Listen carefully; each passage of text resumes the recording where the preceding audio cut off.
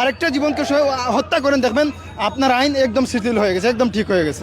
আপনার ওই ইন্টেনশন থাকা দরকার ছিল, তাকে একবারে মেরে ফেলবেন, তাকে একবারে দুনিয়া থেকে কতল করে গেলেন, তার কোনো বিচার হবে না। আপনি লিখিত রাখেন, এই যে এখানের দফা শেষ হয়ে যাচ্ছে, এখানে আন্দোলন শেষ হয়ে যাচ্ছে, পরবর্তীতে তার কোনো বিচার হবে না। আপনি নিজে আইন একবার হাতে নেন, দুইবার আইন হাতে নেন, এইরকম কাফিরদের, নাস্তিকদের, ব্লগারদের এইরকম উচ্ছেদ করে ফেলেন দুনিয়া থেকে, দেখবেন আরো 100টা নাস্তিক ঠিক হয়ে গেছে। নর্থ সাউথের বাইরে বলতেছেন যে মারতে মারতে ওরা পুলিশের কাছে হস্তান্তর করা হয়েছে। মারতে মারতে অপশনটা কি?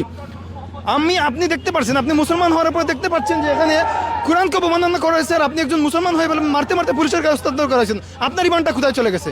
আপনার ওই ইন্টেনশন থাকা দরকার ছিল, তাকে একবারে মেরে ফেলবেন, তাকে একবারে দুনিয়া থেকে কতল করে গেলেন।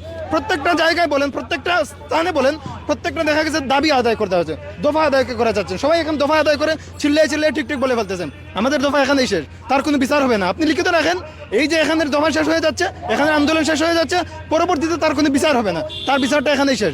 প্রশাসন কিছু করবে, আইন কিছু করবে, জীবনেও এই দেশের মাঝে আইন কখনো প্রয়োগ হবে না।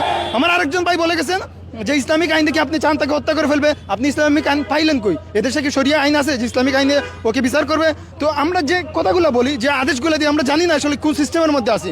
আমরা সবাই চাই যে সিস্টেমের মধ্যে ঢুকে ইসলামী আইন পরিচালনা করবে, জীবনে এটা হবে না। আপনাকে খেলাফা চাইলে বা এইসব আইন চাইলে আপনাকে নিজেই এইসব আইন প্রয়োগ করতে হবে। আগে 1-2টা আইন প্রয়োগ করে দেখেন, দেশ পরিবর্তন হয়ে যাবে। আপনার সরকার বা পুলিশ এইসব আইন প্রয়োগ চেঞ্জ করা লাগবে না। আপনি নিজে আইন একবার হাতে নেন, দুইবার আইন হাতে নেন, এইরকম কাফিরদের, নাস্তিকদের, ব্লগারদের এইরকম উচ্ছেদ করে ফেলেন দুনিয়া থেকে, দেখবেন আরো 100টা নাস্তিক ঠিক হয়ে গেছে। এইটাই হচ্ছে আমাদের দাবি, কিন্তু আমরা ওইটা বুঝি না। আমরা আবেগী মুসলমান, এখানে এসে বক্তব্য দিচ্ছেন আর সবাই ঠিক ঠিক বলতেছে, কিসের ভিত্তিতে ঠিক বলতেছে সেটাও জানতেছে না। গলা ফাটিয়ে উনি বক্তব্য দিচ্ছেন, উনারাই যে ঠিক ঠিক বলতেছেন।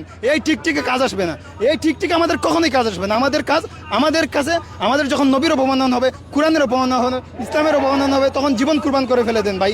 একটা জীবন কুরবান করেন, আর একটা জীবনকে হত্যা করেন, দেখবেন আপনার আইন একদম শিথিল হয়ে গেছে, একদম ঠিক হয়ে গেছে।